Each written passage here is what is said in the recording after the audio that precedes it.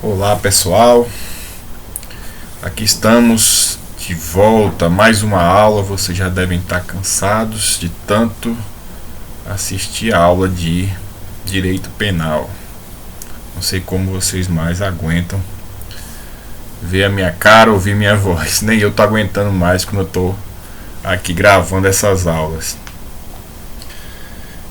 Essa é a nossa aula de número 12, aula remota de número 12 do curso de Direito da FACAP, disciplina Direito Penal 1. Espero concluir o nosso assunto para a segunda avaliação com essa aula, tá? Vai ficar faltando um pedacinho só do conteúdo programático, mas que eu não vou inserir para que vocês para a segunda avaliação. Depois eu mando o material para você, até posso gravar uma aula, mas sem a necessidade de cobrar na segunda avaliação, porque eu acho que já tem muito conteúdo para vocês nessa segunda unidade. Então, voltando ao estudo do analítico da infração penal, estamos estudando teoria do delito. Nós estudando o fato típico, um dos elementos da infração penal, naquele conceito estratificado que eu disse para vocês, o fato típico, a ilicitude e a culpabilidade, e é dentro do fato típico que nós estudamos aí a maior parte dos institutos dentro da teoria do delito. Então nós estudamos a conduta como elemento do fato típico, o resultado também como elemento do fato típico, a relação de causalidade como elemento do fato típico, que foi o objeto da nossa última aula, e hoje vamos falar sobre tipicidade. Então nós temos esses 4 elementos do fato típico: conduta, resultado, relação de causalidade e tipicidade. Nós vamos começar a falar agora sobre tipicidade. Então vejam, se nós estudamos que conduta, o agente realiza uma conduta, essa conduta gera um resultado, e eu preciso estabelecer uma relação de causalidade entre a conduta e o resultado,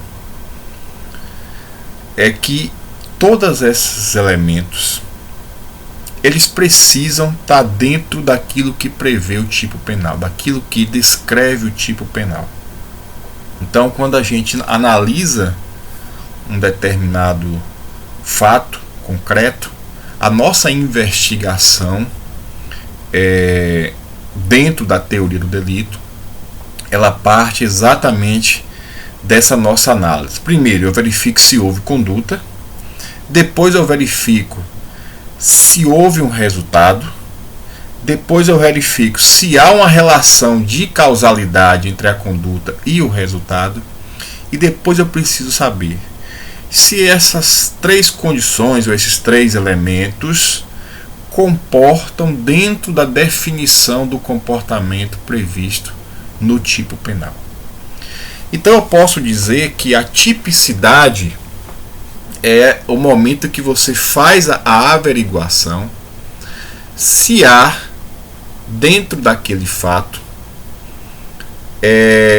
previsão expressa dentro do tipo penal ou dentro da lei penal, que a gente chama de tipo penal, que é um modelo, um padrão de comportamento. Então eu posso resumir que tipicidade é a relação de subsunção. Subsunção é de enquadramento, né? Ou de colocação do comportamento. Aqui eu falo comportamento abrangendo conduta, resultado e nexo de causalidade. Então é a relação de enquadramento entre o fato, tá? Que envolve conduta, resultado, nexo, causalidade, e o tipo penal descrito pela lei penal.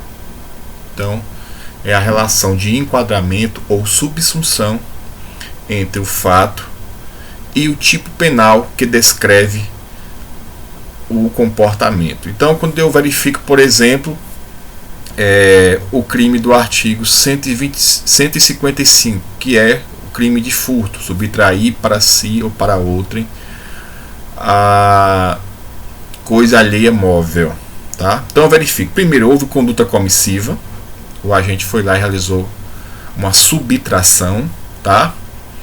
Segundo, houve um resultado, ofensa ao patrimônio, bem como houve a perda da coisa subtraída. A perda da coisa subtraída foi em razão da subtração, houve nexo de causalidade, essa conduta foi dolosa e essa conduta, esse resultado, juntamente com o nexo de causalidade, se amoldam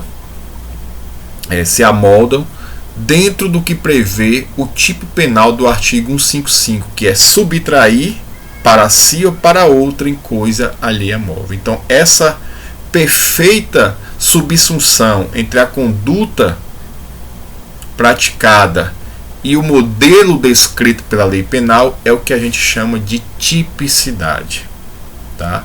Então, essa é a noção de tipicidade, porque não adianta ter conduta, resultado e nexo de causalidade se não há esse perfeito enquadramento. Por exemplo, se eu digo que tem que haver subtração para si ou para outrem, eu não posso ter, por exemplo, alguém que subtrai determinado bem somente com a intenção de usar, que é chamado, entre aspas, furto de uso, que não caracteriza o artigo 155, a prática do crime prevista no artigo 155, porque não está ali exatamente a intenção de ficar com a coisa de forma definitiva. Então não caracteriza o artigo 155 por não haver essa perfeita correspondência, esse perfeito enquadramento no artigo 155, tá?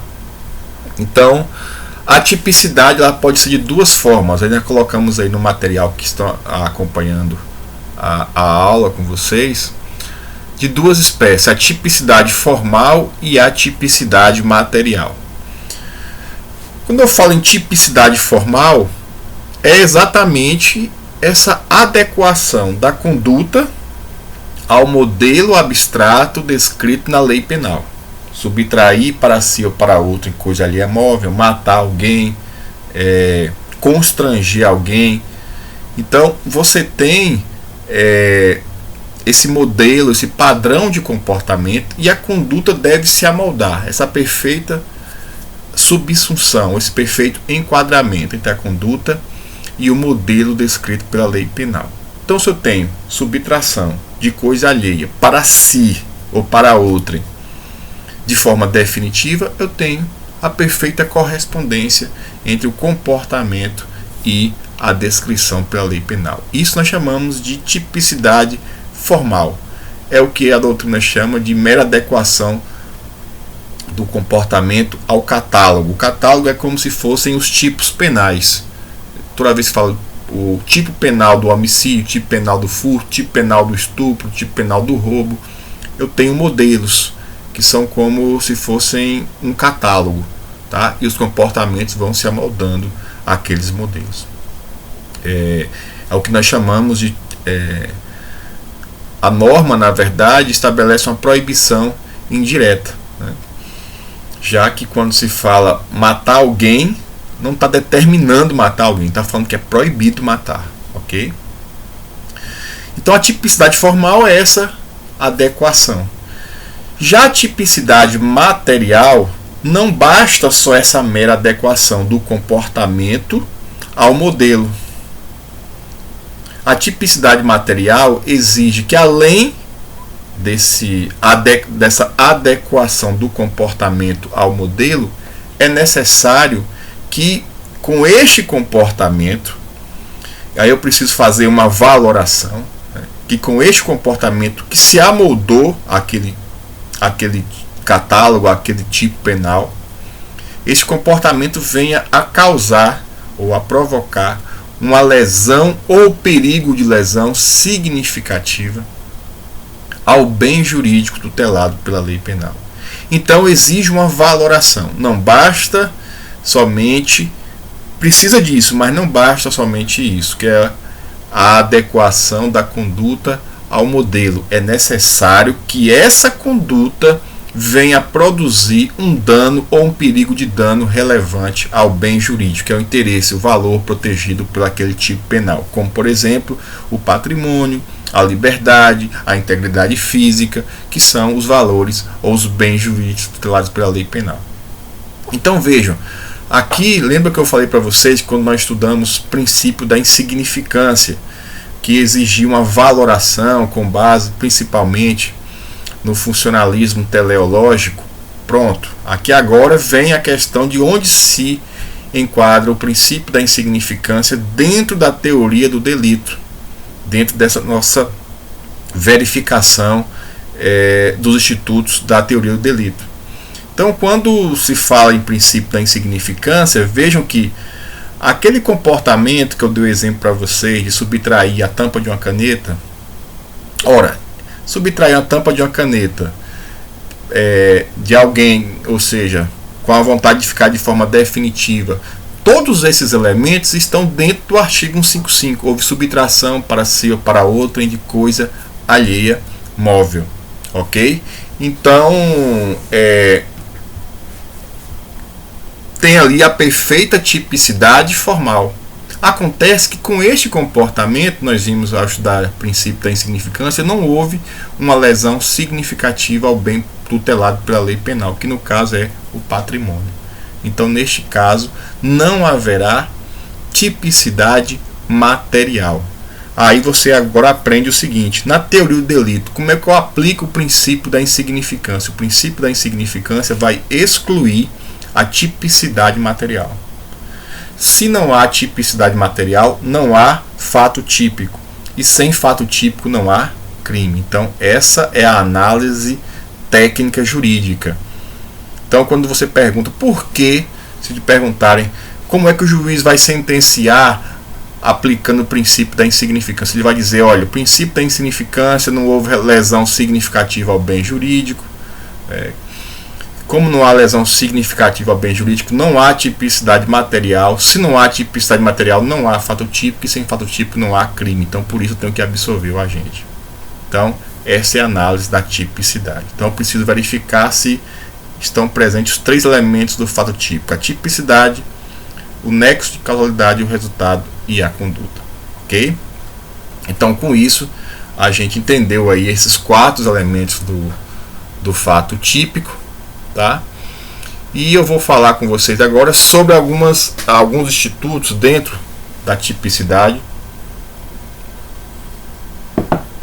para que vocês entendam melhor aí todo o nosso conteúdo. Dentro de tipicidade, nós chamamos tipicidade direta, tá? E tipicidade indireta. A tipicidade direta, quando a relação de enquadramento entre a conduta e o tipo penal não depende de uma norma de extensão ou de um tipo de norma que venha auxiliar nessa nossa averiguação se a conduta se amolda àquele tipo penal. Então, por exemplo, matar alguém está previsto no artigo 121. Se A matou B, verificando se houve dolo ou culpa, e resultado, nexo de causalidade, eu tenho tipicidade formal, tipicidade direta. Agora vejam que o artigo 121 só fala matar alguém, não fala, por exemplo, tentar matar alguém. E o que é tentar matar alguém? Não está no artigo 121. Como é que eu vou enquadrar essa conduta no artigo 121? Eu preciso de uma norma que venha a integrar este comportamento ao artigo 121, fazendo uma espécie de ponte. Tá? E quando eu utilizo de uma norma que faz isso, eu chamo isso de tipicidade indireta. Isso acontece no caso da tentativa. Vejam que o artigo 14, inciso 2, que é uma norma de integração, ela vai falar o quê? Diz do crime tentado quando iniciada a execução não se consuma por circunstâncias alheias à vontade do agente. Então vejam que neste caso do artigo 14 eu consigo agora enquadrar a conduta daquele que tentou matar e não conseguiu. Eu chamo então de homicídio tentado. E esse artigo 14, inciso 2, é a tentativa, é uma norma de integração. Então nós vamos estudar consumação e tentativa e suas espécies, para que vocês entendam melhor o que é essa tipicidade indireta que a gente chama de consumação e tentativa. A consumação e tentativa, as regras a respeito da consumação e tentativa estão no artigo 14, inciso 1, inciso 2, bem como no parágrafo único do artigo 14 do Código Penal. Então vejam só, o crime ele pode ser consumado, ele pode ser tentado, com uma pena para o crime consumado e uma pena para o crime tentado. O artigo 14 ele começa falando que é o crime consumado no inciso 1 e depois ele no inciso 2 diz o que é o crime tentado, tá? É uma norma chamada norma genérica porque em regra ela se aplica a todo e qualquer delito, tá? Mas antes disso nós vamos entender, para saber se o crime é consumado ou tentado, nós precisamos estudar o que se chama de iter criminis, ou caminho do crime, ou as etapas pelas quais o crime se desenvolve, tá? Quando a gente realiza um comportamento que vem a produzir um resultado, e assim se pratica aquele comportamento previsto em lei, nós passamos por algumas etapas, tá? Que elas envolvem, primeiramente, uma fase interna, que é a chamada de cogitação. É a fase que o agente, ele, como ser pensante, reflete sobre sua conduta e como realizar essa conduta. Aqui ele define a infração que deseja praticar, ou pelo menos passa pela sua cabeça aquilo que pode produzir a sua conduta. Aqui ele cogita, tá? A fase interna não significa planejar, tá? Significa que toda vez que você realiza um ato, você primeiro pensa sobre o ato, pelo menos em tese, tá? Ainda que envolva emoção, tudo isso, mas sempre, salvo algumas hipóteses em que nós vamos excluir a culpabilidade, é que a pessoa cogita. Essa fase interna ainda não se materializou, por isso é chamada fase interna. Portanto, não é possível ainda punir essa fase interna, porque nós temos o princípio da materialização do fato. Ainda que a pessoa venha cogitar de fazer o mais bárbaro dos crimes, né? Ou até a dizer para uma pessoa que pretende fazer isso, enquanto ele não externar, ainda não é possível punir este comportamento, ok?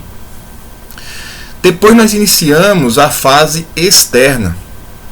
E a fase externa ela se inicia pelos atos preparatórios, tá? Ou pela preparação. Aqui o agente ele começa a reunir os elementos para a prática da infração penal, tá? A partir do momento que ele cogita, ele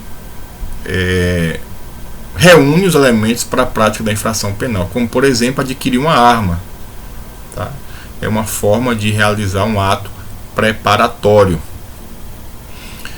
Esse ato preparatório, como regra, ele ainda não é punido como tentativa, tá? Como regra, ele não pode ser punido como tentativa, salvo se esse ato preparatório vier a caracterizar um crime autônomo. Por exemplo, comprar uma arma porque a pessoa cogita praticar um homicídio, por si só ainda não é tentativa do homicídio, salvo se ela vier a praticar algum ato com essa arma de fogo. Mas poderá caracterizar um porte legal de arma, uma posse legal de arma, que é um crime autônomo, mas ainda não pode ser punido como tentativa de homicídio ou a tentativa de roubo, tá? Ou, por exemplo, posso caracterizar um crime autônomo quando 3 ou mais pessoas se reúnem para praticar crimes, planejando para praticar diversos crimes. Eu posso ter um crime de associação criminosa, mas ainda não posso falar em tentativa de roubo, tentativa de furto, tá? Então, regra geral, o ato preparatório também não é punido, salvo se esse ato preparatório caracterizar um crime autônomo, que é chamado de crime obstáculo, tá? Não é punido o ato preparatório como tentativa que a pessoa planeja ou cogita praticar uma determinada infração, certo? O segundo ato externo é o ato de execução, ou atos executórios. Aqui sim o agente começa a realizar a conduta descrita no tipo penal. É quando ele começa já a ofender o bem jurídico ou colocar sob risco de ofensa o bem jurídico tutelado, tá?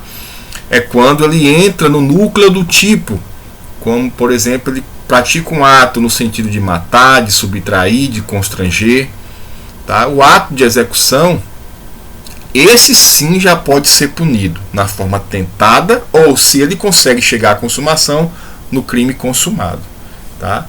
Então, eu sei se o ato é um ato de execução quando ele possui duas características que a doutrina chama de ato idôneo, tá? É um ato que efetivamente tem capacidade de levar ao resultado do crime, e inequívoco, não há dúvida de que a conduta do agente era produzir aquela determinada ofensa ao bem jurídico. Então, por exemplo, comprar arma por si só não é um ato preparatório, mas a partir do momento em que ele, por exemplo, efetua um disparo de arma de fogo contra uma pessoa, aí eu já posso falar em tentativa de homicídio, ainda que o disparo não venha atingir a vítima, passe longe de atingir, mas a partir do momento que ele dispara, ele já pode responder por tentativa de homicídio, tá?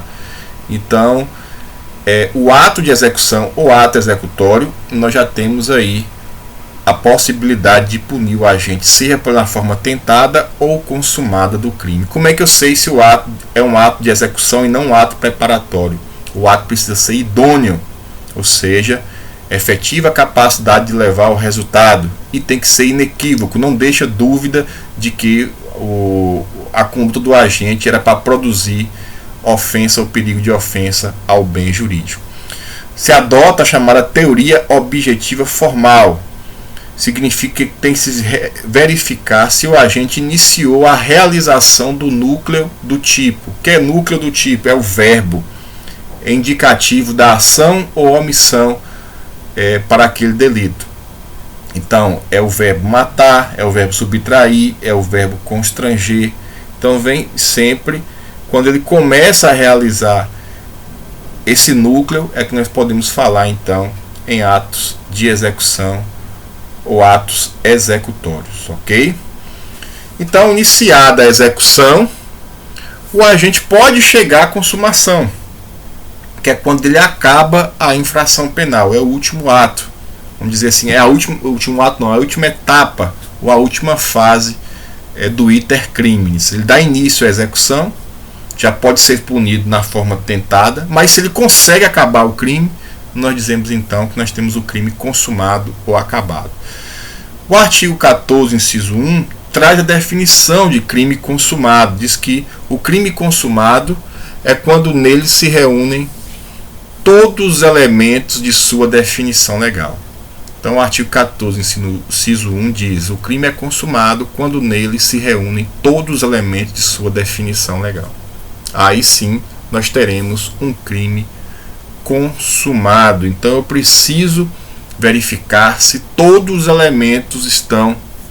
Então, estou falando do crime de furto, eu preciso verificar que o crime de furto é um crime material, ele vai se consumar quando há um efetivo resultado naturalístico. Se eu tenho um crime formal, basta realizar a conduta que o crime já estará consumado, nós já estudamos isso. Não precisa ter resultado naturalístico, muito embora ele seja possível. E o crime de mera conduta, basta a realização da conduta para o crime também estar consumado, porque não tem resultado naturalístico, tá? Então eu preciso verificar qual é a natureza do crime. Nós estudamos isso em resultado. Isso vai ter repercussão na sua análise se o crime está ou não consumado, porque o artigo 14 diz: crime consumado quando nele se reúnem todos os elementos de sua definição legal. O artigo 121 fala matar alguém. Então alguém tem que morrer para poder ter o crime consumado, o crime de homicídio, ok? Então, estudado o crime consumado e suas etapas, de acordo com todas essas etapas do iter criminis, ou caminho do crime, nós vamos estudar a figura específica da tentativa, prevista aí no artigo 14, inciso 2 do Código Penal. E o artigo 14 nos traz aí, como eu já disse para vocês, a natureza jurídica de uma norma de extensão ou de ampliação temporal. Então vai punir o comportamento ainda que não chegue à consumação do crime, tá? Vejam que eu falei para vocês, o artigo 121 não traz a descrição tentar matar alguém, traz matar alguém, mas eu utilizo do artigo 14, inciso 2, para poder conseguir punir aquele que tentou e não conseguiu matar. Então nós temos uma norma de extensão ou de ampliação temporal. É como se fosse uma ponte ligando aí, fazendo a tipicidade indireta. Então é a norma de extensão ou de ampliação temporal que serve para realizar a tipicidade indireta. E aí nós temos elementos para caracterizar o crime tentado. Quais são esses elementos para que vocês compreendam? Primeiro, eu preciso ter início de execução do crime, preciso ter início de atos executórios, eu preciso ter a prática de atos executórios, porque, como regra, eu não posso punir os atos o ato de cogitação, que é uma fase interna, e nem os atos preparatórios. Eu preciso dar início à execução com a realização do núcleo do tipo, né, conforme a teoria objetiva formal. Ok? Então, dando início aos atos de execução, só que o agente ele não consegue chegar à consumação, ou seja, ele não reúne todos os elementos do tipo penal. E ele não consegue chegar a essa reunião ou essa consumação por circunstâncias alheias à sua vontade. Ou seja, qualquer coisa alheia à vontade do agente, porque a intenção dele era chegar à consumação do crime, tá? Então, má pontaria, ou a pessoa foi socorrida, ou alguém conseguiu intervir, ou foi para o hospital, conseguiu o socorro a tempo e a pessoa submeteu à cirurgia. Enfim, qualquer coisa que seja alheia à vontade do agente para não consumar o crime. Então, esse é um requisito essencial da tentativa. Porque se o crime não se consumar por circunstâncias inerentes ao agente, ou seja, por vontade do agente, nós não falaremos mais em tentativa, e sim entre dois outros institutos que nós vamos estudar logo a seguir, que é a desistência voluntária ou arrependimento eficaz, tá? Então, qualquer coisa que venha interferir e essa interferência é alheia à vontade do agente, é o elemento necessário para caracterizar a tentativa, ok? Um outro requisito é o dolo de consumação. Por uma questão lógica, só posso tentar aquilo que quero. Então é necessário ter dolo, seja dolo direto ou dolo indireto, para caracterizar a tentativa. Logo, não é possível tentativa em crime culposo, tá? Não é possível tentativa em crime culposo e nem crime préter-doloso, porque não é possível falar em tentativa daquilo que você não deseja, tá? Então a gente precisa ter o dolo de consumar. E um outro requisito, já que a tentativa se analisa de forma objetiva também, é verificar se com o ato que ele está iniciando a execução, com esse dolo de consumação, se era possível, objetivamente falando, ele chegar à consumação. Se não for possível chegar à consumação, nós vamos para um outro instituto também que nós vamos estudar agora, que é o crime impossível, tentativa inidônea, tá? O que acontece é necessário que seja possível consumar. Então imagine que a gente desconheça, mas ele pegou uma arma com munição de festim, que a munição que não é possível matar alguém. Ele não sabe disso. Pega a arma, vai lá e tenta matar alguém, só faz barulho.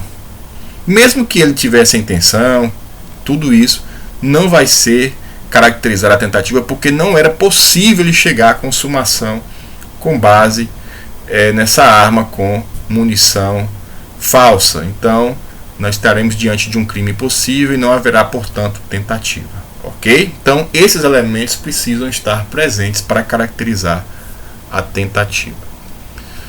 A doutrina faz uma classificação da tentativa da seguinte forma: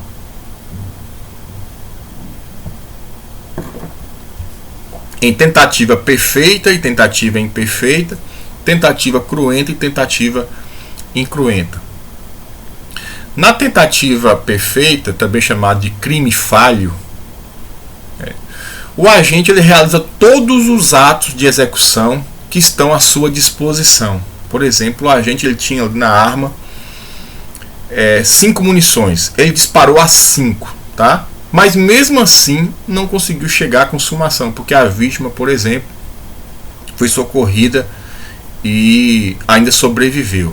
E ele realizou todos os atos de execução que tinha à sua disposição, mas mesmo assim, por vontade alheia à sua vontade, por algo alheio à sua vontade, o crime não se consumou.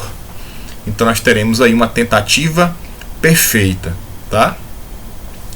Já na tentativa imperfeita, o agente não consegue realizar todos os atos de execução que ele intencionava praticar, porque foi impedido. Por exemplo, efetuou um disparo, tinha mais 5, mas aí alguém chegou e impediu de que ele continuasse a disparar. Então nós temos aí uma tentativa chamada de imperfeita, ok? E uma outra classificação é a classificação em tentativa cruenta e tentativa incruenta. A tentativa cruenta, também conhecida como vermelha, é quando o objeto material é atingido. Nós teremos uma tentativa com o objeto material atingido, mas assim não chega à consumação. Por exemplo, o agente efetuou um disparo de arma de fogo que atingiu a vítima. Ela foi de fato lesionada, mas não chegou a óbito. Nós temos uma tentativa cruenta. O objeto material é atingido. Já na tentativa incruenta ou branca, o objeto material não é atingido. Por exemplo, ele efetuou 10 disparos, nenhum atingiu a vítima. Então, nós temos a tentativa branca ou incruenta, ok? Essa classificação doutrinária é só para que vocês tenham conhecimento. Como é feita a punibilidade da tentativa? Aí eu preciso verificar o parágrafo único do artigo 14. Veja só, o nosso Código Penal, ao trazer uma pena diferente para o crime tentado como regra, né, ele adotou a chamada teoria dualista ou objetiva, ou seja, penas distintas para crime consumado e pena distinta de crime consumado para crime tentado, tá?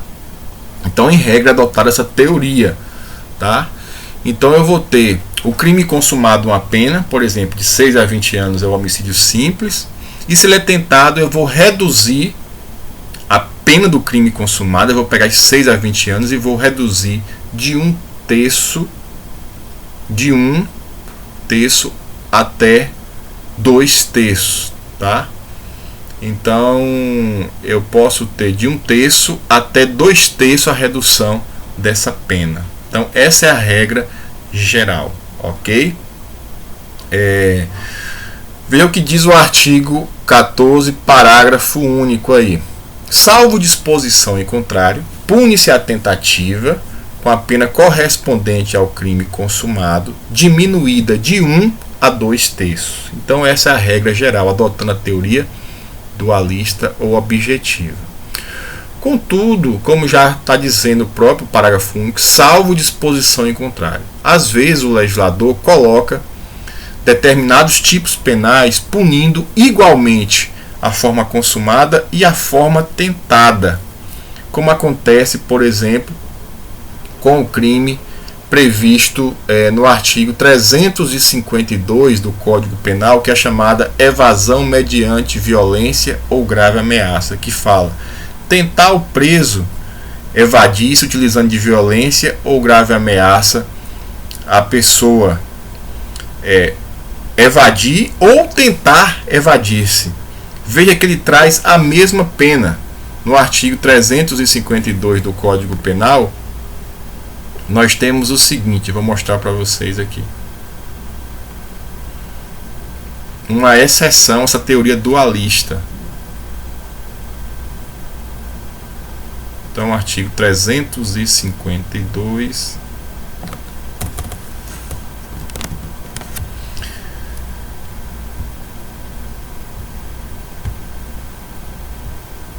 Então, vejam só. O artigo 352. Evasão mediante violência contra a pessoa. Evadir-se ou tentar evadir-se o preso ou indivíduo submetido à medida de segurança detentiva usando de violência contra a pessoa. Pena detenção de 3 meses a 1 ano, além da pena correspondente à violência. Então veja, se ele conseguir fugir ou tentar fugir, a pena vai ser a mesma, 3 meses a 1 ano. Eu não vou utilizar aquela regra do artigo 14, inciso 2, que é reduzir de 1/3 a 2/3. Ok? Então, essa é uma exceção à regra da teoria dualista, que são penas distintas entre o crime consumado e o crime tentado. Ok? Então, nós temos aí as regras sobre a tentativa do artigo 14, tá? A sua punibilidade. Nós vamos falar agora de 2 institutos que a doutrina chama de tentativa abandonada ou qualificada, que estão previstas no artigo 15, que também é chamado de desistência voluntária ou arrependimento eficaz. O artigo 15, a doutrina chama isso de tentativa abandonada ou qualificada, eu vou explicar para vocês, tá? O artigo 15 diz o seguinte: o agente que voluntariamente desiste de prosseguir na execução ou impede que o resultado se produza só responde pelos atos já praticados. Então vejam só, o agente que voluntariamente desiste de prosseguir na execução ou impede que o resultado se produza só responde pelos atos já praticados. O que significa aqui? Que ele não vai responder pelo crime tentado, mesmo que ele tenha dado início à execução. Nós temos então aí, como natureza jurídica desse instituto, é de causa de exclusão da tipicidade da tentativa. É uma hipótese da atipicidade da tentativa. A gente não vai responder pelo crime tentado. Nós temos 2 hipóteses nesse artigo 15. A chamada desistência voluntária e o arrependimento eficaz. Na desistência voluntária, o agente dá início à execução do crime, tá? Contudo, ele desiste de prosseguir com os atos executórios. E ele o faz por ato voluntário, não é por algo alheio à sua vontade, é por ato voluntário. Ele desiste de continuar com a execução do crime. Imaginem, por exemplo, que o agente tem a intenção de matar o seu desafeto. Ele vai lá, pega uma arma de fogo, dá um tiro. Ainda tinha ali, esse tiro atingiu, por exemplo, o braço. Ele ainda tinha umas 4 munições. E aí ele reflete melhor e decide não efetuar mais disparos. Ele queria matar inicialmente, mas atingiu o braço ou atingiu uma área que verificou que a vítima ainda não morreu. Ele poderia ainda continuar produzindo os atos executórios, mas decide não mais prosseguir. Nós temos então a desistência voluntária, por ato voluntário e não porque alguém o impediu. Veja, basta ser voluntário, não precisa ser espontâneo. Pode ser, por exemplo, a pedido de alguém. Imagine que a vítima pediu: não me mate, não me mate, não me mate. E ele foi lá e, diante desses pedidos, né, ou porque ficou com medo de ser preso, ou de praticar um crime mais grave, ele voluntariamente desistiu. Não precisa, espontâneo significa que teria que partir dele. Não precisa partir dele mesmo. Pode ser por pedido da vítima. Basta ser voluntário. Neste caso, ele não vai responder por tentativa de homicídio, somente pelos atos praticados. Por exemplo, na vítima resultou uma lesão de natureza leve. Então, ao invés de responder por tentativa de homicídio, ele vai responder por lesão corporal de natureza leve. Se resultou lesão corporal de natureza grave, ele vai responder pela lesão qualificada na sua forma grave, ok? Mas eu vou excluir a tentativa porque exatamente falta aquele elemento que eu falei para vocês, que é o circunstância alheia à vontade do agente. Aqui foi por circunstâncias inerentes à vontade do agente, ok? A outra forma de tentativa abandonada ou qualificada é o arrependimento eficaz. No arrependimento eficaz, o agente termina todos os atos de execução que ele tinha à disposição. Enquanto na desistência voluntária ele interrompe os atos de execução, aqui ele pratica todos os atos de execução. Mas daí ele pratica um ato posterior, tá? E esse ato é eficaz para salvar a vítima, ou seja, impede a consumação, tá? Então o que acontece aqui? Imagine que ele foi lá e efetuou 5 disparos de arma de fogo, foi embora e deixou a vítima agonizando. No caminho ele bate um arrependimento, ele vai lá, pega a vítima, leva para o hospital, a vítima é socorrida e que sobrevive. Neste caso, veja que o ato posterior, que foi prestar o socorro, impediu a consumação. Então, neste caso, a consequência é a mesma. Ele não vai responder pela tentativa, porque por ato voluntário dele se impediu a consumação. Mas veja que tem que ser um ato que de fato impeça a consumação. Porque imagine que ele prestasse socorro, mas a vítima viesse a morrer. Aí ele ia responder por homicídio consumado. Ele tem que impedir a consumação por ato voluntário, ok? O mesmo acontece, por exemplo, que ele aplica o veneno, ou seja, realizou todos os atos de execução. E aí a vítima começa a agonizar, ele vai lá e dá o antídoto. Esse ato posterior, que é dar o antídoto, é impedir a consumação, tá?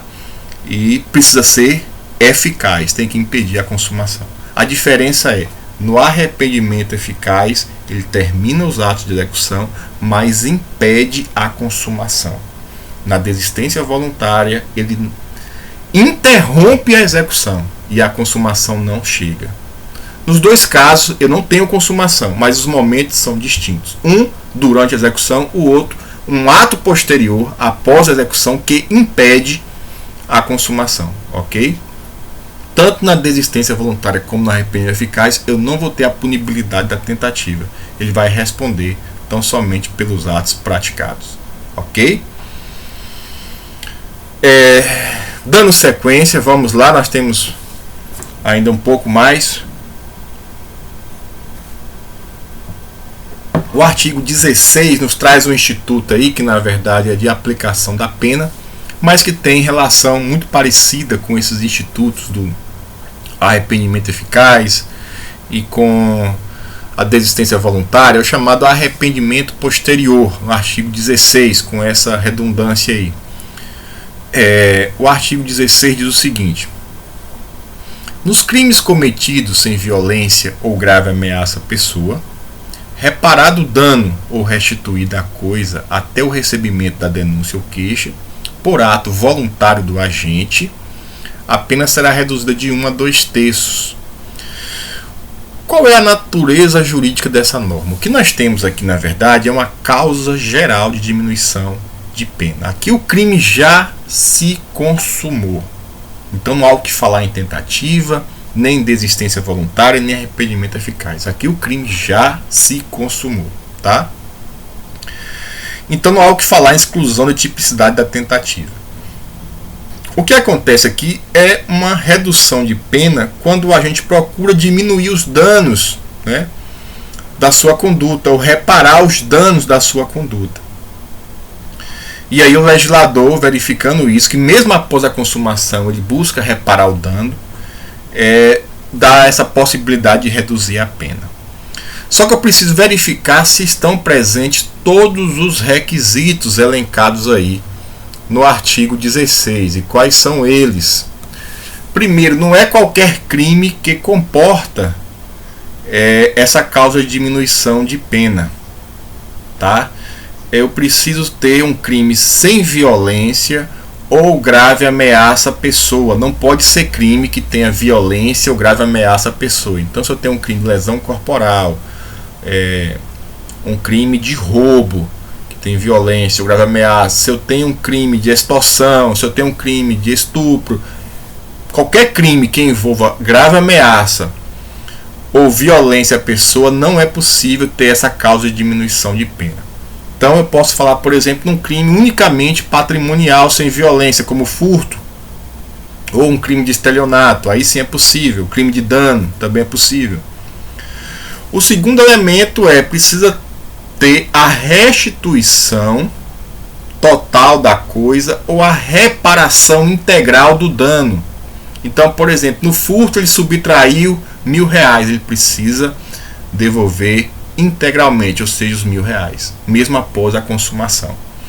Se ele, no crime de dano, produziu um dano ao veículo da pessoa no valor de R$5.000, ele precisa reparar integralmente esse dano no valor de R$5.000.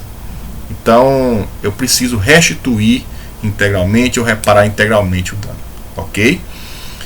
Só que ele tem um momento para fazer isso, ele tem um tempo, ele só pode fazer isso até o recebimento da inicial acusatória, que pode ser a denúncia ou a queixa. Que momento é esse? Quando se tem um crime e a pessoa vai na delegacia dizer que ocorreu o crime, aquilo não se chama de denúncia, se chama de notícia crime, ok? Tecnicamente é isso. Denúncia mesmo, tecnicamente falando, processualmente falando, é a peça inicial oferecida pelo Ministério Público. É quando o Ministério Público vem acusar alguém na justiça, tá? Pode ser a denúncia, que é do Ministério Público, ou do própria pessoa que é vítima, que oferece uma queixa-crime, também acusa alguém na justiça. Quando o juiz recebe essa inicial acusatória, ele dá um despacho dizendo, olha, recebo a denúncia, recebo a queixa, aí ele não terá mais direito a essa redução de pena se ele não reparar. Ele tem que fazer a reparação até essa decisão do juiz de recebimento da inicial acusatória. Então nós temos 3 elementos: crime sem violência ou grave ameaça à pessoa, restituição ou reparação integral do dano e o elemento temporal, que é até o recebimento da inicial acusatória, denúncia ou queixa. Verificado todos esses requisitos, o juiz precisará, em caso de condenação, reduzir a pena do agente de 1/3 até 2/3. Ok? Então esse é aí o chamado arrependimento posterior. E para finalizar, nós vamos falar sobre o crime impossível, previsto aí no artigo 17 do Código Penal. O artigo 17 traz a seguinte redação: não se pune a tentativa quando, por ineficácia absoluta do meio ou por absoluta impropriedade do objeto, é impossível consumar-se o crime. Então, o crime impossível também é chamado de tentativa inidônea ou inadequada. Alguns doutrinadores chegam a chamar isso de crime oco, né? Crime sem substância, porque não é possível chegar à consumação, tá?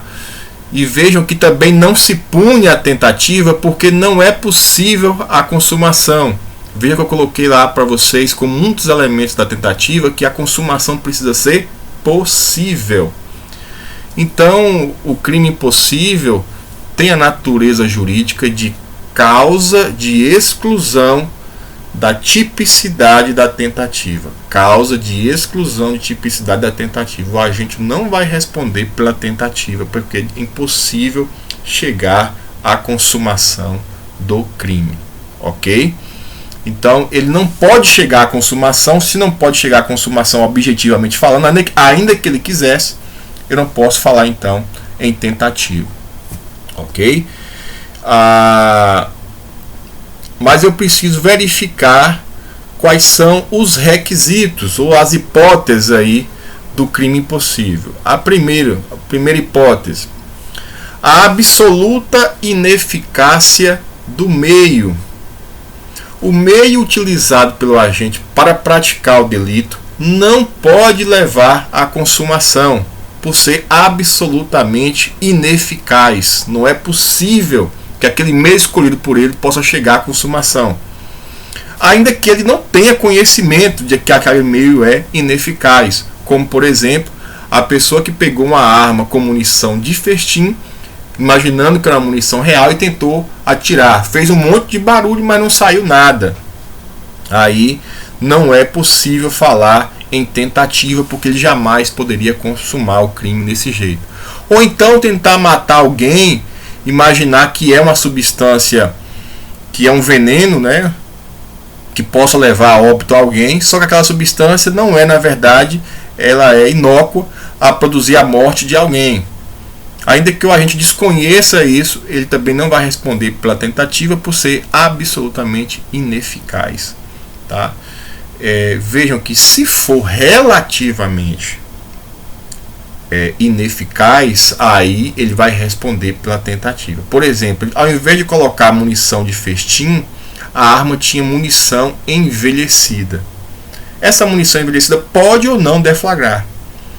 Se por acaso ela falhar, não deflagrar, ele vai responder pela tentativa, porque era possível aquela arma disparar. Aí sim ele vai responder pela tentativa. Ele só não vai responder se o meio for absolutamente ineficaz, ok? E a outra hipótese é de absoluta impropriedade do objeto. O objeto que ele quer atingir, que pode ser a pessoa ou a coisa, é impossível de ser atingido, é absolutamente impossível de ser atingido. O objeto material do crime, seja a pessoa ou a coisa, é absolutamente impossível de ser atingido. Por exemplo, imagine alguém que queira matar o outro, chega lá, efetua o disparo, acredita que está dormindo, mas aquela pessoa já estava morta. Ele desconhecia, atirou num cadáver. Então, não pode responder por tentativa de homicídio, porque ali já não havia mais pessoa a ser atingida. Então, ele não poderia matar, tá? Então, da mesma forma, imagine que a mulher que pensa que está grávida e toma um remédio abortivo, sem estar grávida de fato. Também não é possível provocar o aborto por ausência do objeto material. Então nós temos aí a absoluta impropriedade do objeto. Também não é possível falar em tentativa de aborto neste caso. Então nós temos aí, se eu tiver crime impossível, eu não posso punir nem pelo crime consumado, por óbvio, e nem por crime tentado, porque não era possível chegar à consumação. Agora, se teve um crime autônomo, por exemplo, porte legal de arma, nesse caso que eu mencionei, ou até vilipêndio a cadáver, que é um outro crime autônomo, aí já é outra história, não vem aí a entrar na intenção do agente, ok? Então, com isso, meus prezados e minhas prezadas, nós vamos encerrar o nosso conteúdo da segunda unidade. Então nós falamos aí de quase todo o nosso assunto de teoria do delito. Ficou faltando falar, para concluir aí a teoria do delito, a ilicitude e a culpabilidade. Mas entendo que seria ficar muita coisa para vocês nessa prova, na segunda unidade, mas eu posso depois encaminhar para vocês, sem o compromisso de serem avaliados por isso, o assunto de licitude e culpabilidade, seja material, até aulas eu posso gravar, a gente pode conversar depois sobre isso. Mas vocês viram aí a maior parte do conteúdo e que merece a maior discussão. Tudo aquilo dentro do fato típico, que é a primeira análise e a mais análise que diversos institutos, como nós podemos estudar aqui, e vai acompanhando cada um do material para vocês fazerem a anotação, que a gente fez sim uma análise em todas as aulas de todos os institutos, assim como eu faria em sala de aula. Por óbvio que as aulas remotas, aulas gravadas, a gente não tem aquela interação, a interação toda que a gente tem em sala de aula. Não é uma forma que me agrada realmente estar gravando aula. Eu não tenho a mesma desenvoltura que eu gosto de ter nas aulas presenciais.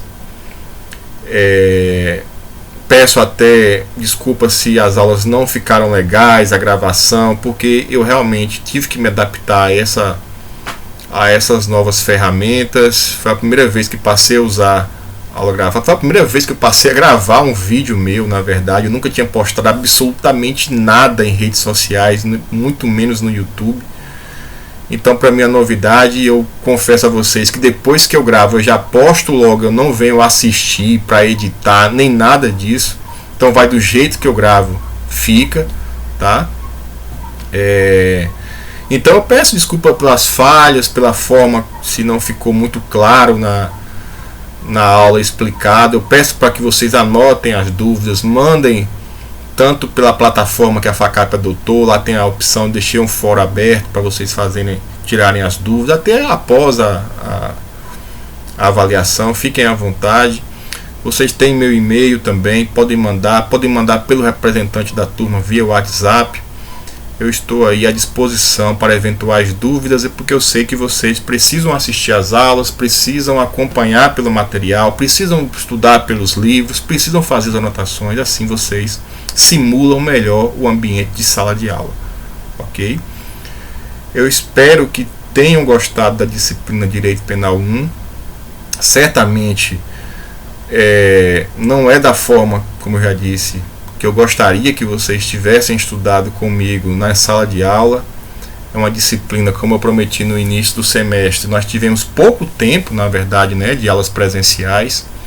Acho que a metade da primeira unidade nós fizemos em aulas presenciais, mas foi um prazer conhecê-los. Espero que tenham aproveitado. Eu sugiro a vocês: assistam a aula, acompanhem pelo material, vão fazendo as suas anotações, tá? Utilizem os livros também, e assim vocês vão conseguir ter um melhor aproveitamento. O melhor é que vocês não atrasaram o curso, não perderam um semestre, mesmo nessas dificuldades todas. A gente conseguiu dar andamento aí dentro das nossas possibilidades. É um momento difícil, nós vamos passar por isso, e espero que em breve eu consiga acompanhá-los em uma outra disciplina durante um curso presencial da FACAP.